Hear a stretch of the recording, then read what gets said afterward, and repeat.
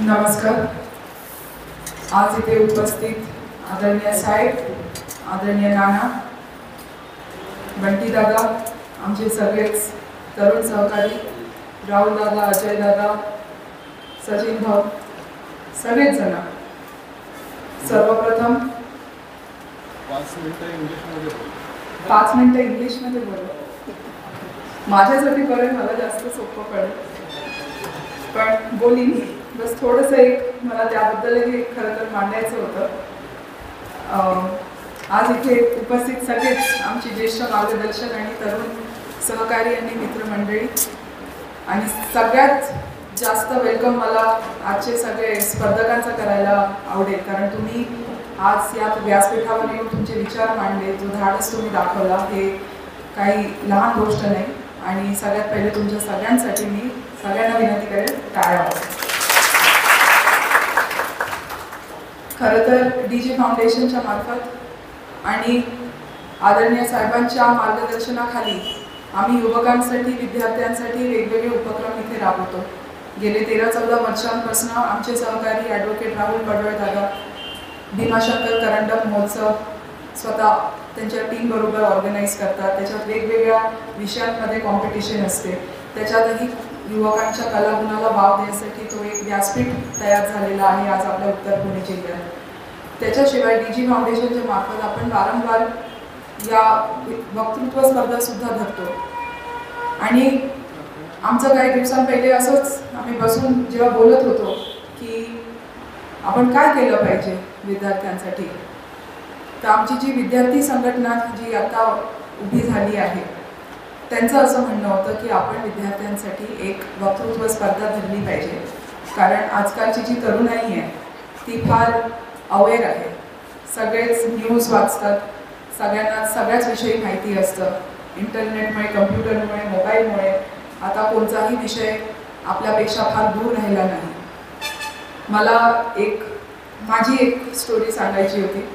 मी जेव्हा 5व्या वर्गात जात होती तेव्हा मी एका नवीन शाळेत ॲडमिशन घेतलेली. शाळेचं नाव होतं बॉम्बे स्कॉटिश स्कूल, माहीम. मुंबईची एक फार प्रसिद्ध शाळा आहे, ICSE बोर्डाची शाळा आहे आणि 200 वर्ष जुनी शाळा आहे.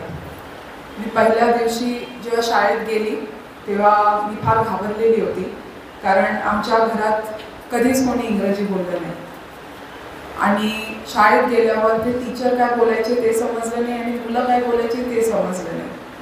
तर मी त्या दिवशी घरी रडत आली आणि मी बाबांना आणि माझ्या आईला सांगितलं की मला तर हे बिलकुल झेपणार नाही, कारण मला इंग्लिशचा एक शब्द येत नाही आणि ही सगळी मुलं इतकी फाडफाड इंग्लिश बोलतात, मला कसं तरी होतं, समजत पण नाही.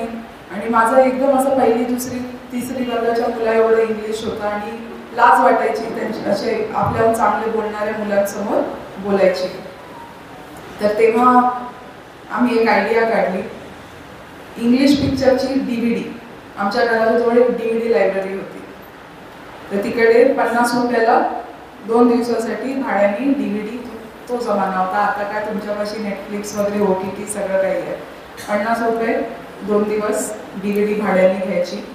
इंग्लिश पिक्चर लावायचा आणि खालती त्याचे सबटायटल लावायचे. मग कारण ते काय बोलत आहे ते अजूनच कळायचं नाही, कारण ते त्यांच्या ॲक्सेंटमध्ये बोलायचे. आणि खालती ते काय लिहून येत आहे ते मी वाचायची आणि ते पिक्चर बघायची. म्हणून तेव्हा मी एकदा शाळेत म्हटलं पण होतं, माझे 3 आई वडील आहेत, आई, वडील आणि TV. कारण त्या TVनी तेव्हा आम्हाला इतकं शिकवलं आणि कॉन्फिडन्स दिला. आणि शाळेमध्ये तुम्ही विश्वास नाही करणार, 5व्या वर्गात मला इतका लो कॉन्फिडन्स होता. 7व्या-8व्या वर्गापासून पूर्ण शाळेत इंग्रजी विषयात मी पहिली यायची. आणि ह्या ज्या गोष्टी तेव्हा मला माझी आई वाचनाला फार प्रोत्साहन द्यायची, पण मला आवडायचं नाही कारण ते फार अवघड वाटायचं. पण हे पिक्चर मजा पण यायची. तर मग मी दोघांमधला एक सोनेरी मध्यम निवडला की वाचायला मला कठीण वाटतंय, कंटाळ पण येतोय, तर मी पिक्चर बघणार. मग जसं जसं थोडं भाषा सुधरत गेली तर मग मी वाचायला लागले. मग एकदा त्याचा छंद लागला की मग काहीच कठीण वाटलं नाही.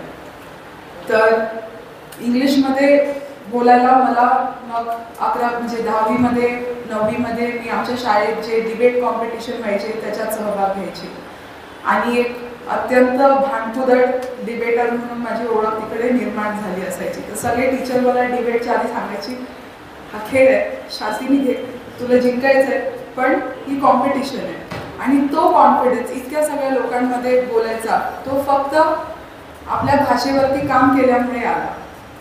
त्यानंतर मी अमेरिकेला शिकायला गेली, तिकडचा तो अनुभव घेऊन इथे परत आली आणि मग 2019मध्ये तालुक्यात पहिल्यांदा आली निवडणुकीला.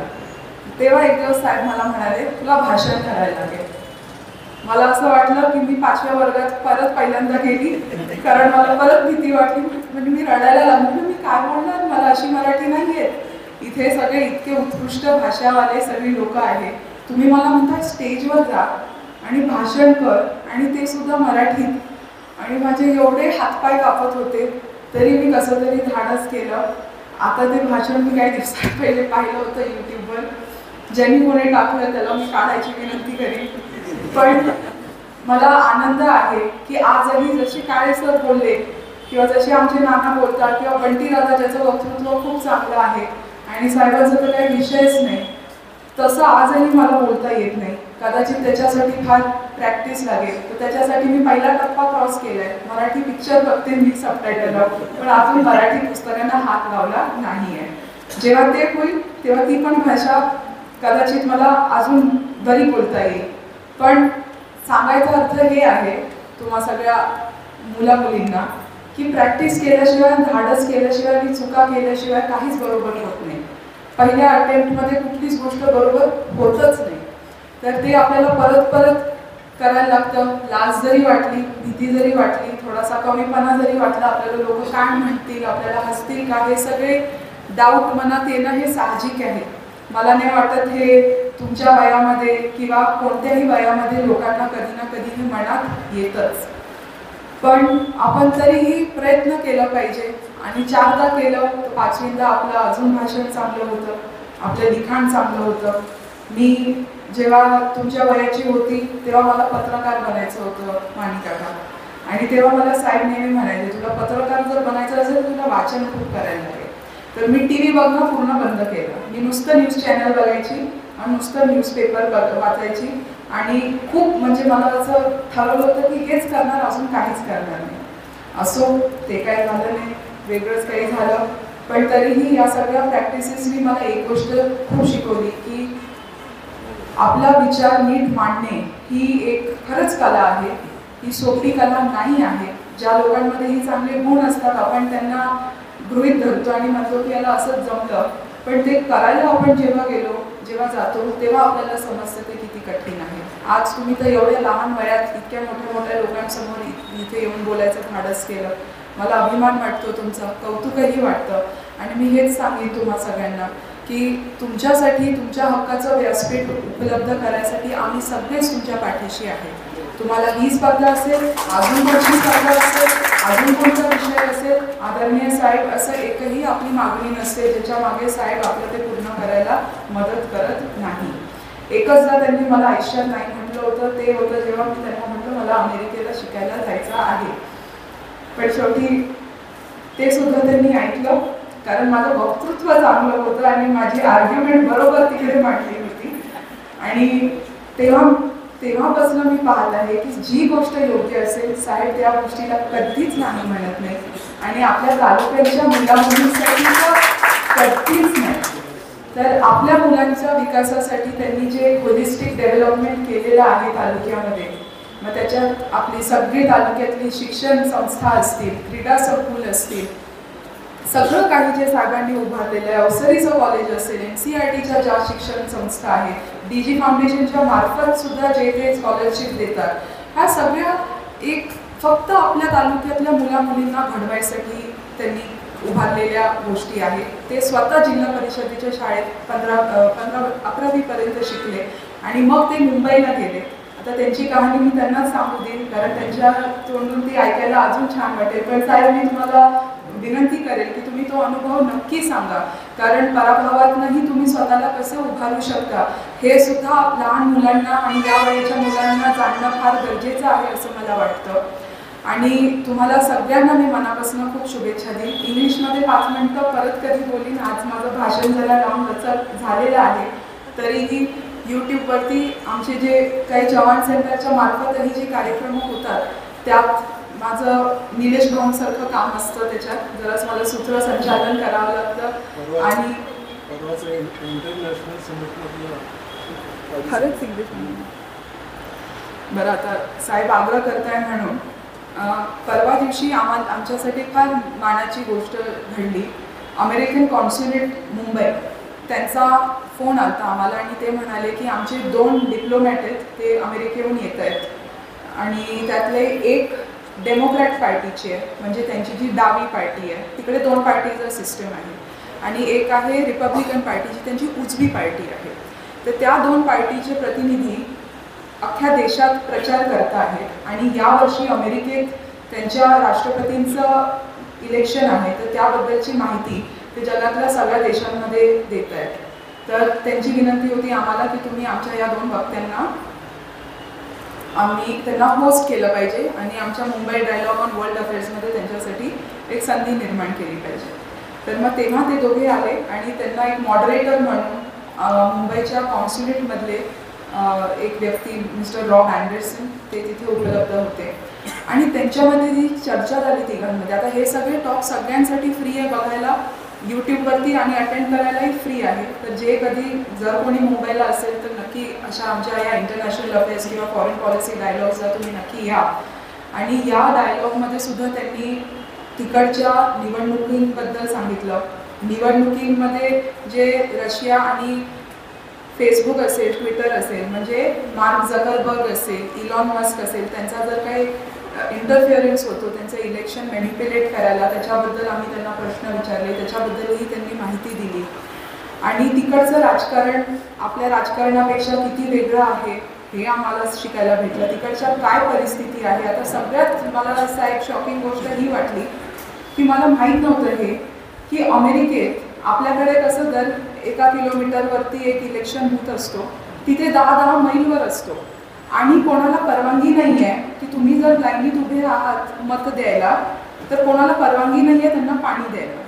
आता अमेरिकेमध्ये असे बरेच राज्य आहे जिथे वाळवंट आहे आणि तिथे 50 डिग्री सेल्सिअस इथपर्यंत तापमान जातं आणि हे लोक एक तर त्यांना मतदानाच्या दिवशी सुट्टी नसते, ते लाईन लावतात, ते जवळ नसतं मतदानाचं जे केंद्र आहे. आपलं जसं इलेक्शन कमिशन आहे, खरंच आम्हाला त्या दिवशी ऑडियन्समध्ये बसलेल्या सगळ्याच भारतीय लोकांना फार अभिमान वाटला की आपलं इलेक्शन कमिशन एक व्यक्ती जरी असेल त्याच्यासाठी सुद्धा बूथ लागतो आपल्या देशामध्ये आणि तरीही आपल्यातली लोक त्याचा वापर करत नाही, मतदानाचा हक्क बजावत नाही ज्या पद्धतीने, ज्या जबाबदारीने बजावला पाहिजे. अमेरिकेसारख्या देशामध्ये 20-20 मैलवरती एक असतो बूथ, तिकडे जायला पोचायला त्यांना सोय नसते, सुविधा नसते, तरी काही लोक त्यातले जातात, बरीचशी लोक नाही जात. तिथे त्यांना वाट बघायला लागते, लाईन लंबी असते, 6-6, 10-10 तास सुद्धा लागतात फक्त एक जणाला मत द्यायला. आपल्याकडे किती मिनिटं लागतात? 10 मिनिटात काम तमाम. तिकडे तो आपल्याहून एवढा मोठा देश असून, इतका डेव्हलप्ड असून, तिथे अशा या छोट्या मतदारांसाठी सुविधा नाही आहे आणि त्यामुळे सुद्धा त्यांच्याकडे त्यांनी सांगितलं की मतदान कमी होतं. आणि तिकडे असा नियम आहे की कोणी लाईनीत उभं असेल तर त्याच्याशी बोलायचं नाही, कोणचं चिन्ह त्याला दाखवायचं नाही, कोणचा रंग त्याला दाखवायचा नाही, कारण त्यांच्या 2 पक्षांचा रंग आहे, लाल आणि निळा. पाणी त्याला द्यायचं नाही. मग कोणाला चक्कर आली, कोणाला काय झालं तर त्याला मदत पण करायला तिकडे व्हॉलंटिअर सोडून अजून कोणी नसतात. तर ह्या सगळ्या गोष्टी जेव्हा समजल्या तेव्हा असं वाटलं की आपल्या देशामध्ये खरंच ही व्यवस्था इतकी चांगली आहे आणि बरंच काही त्या वक्त्यांकडनं आम्हाला शिकायला भेटलं.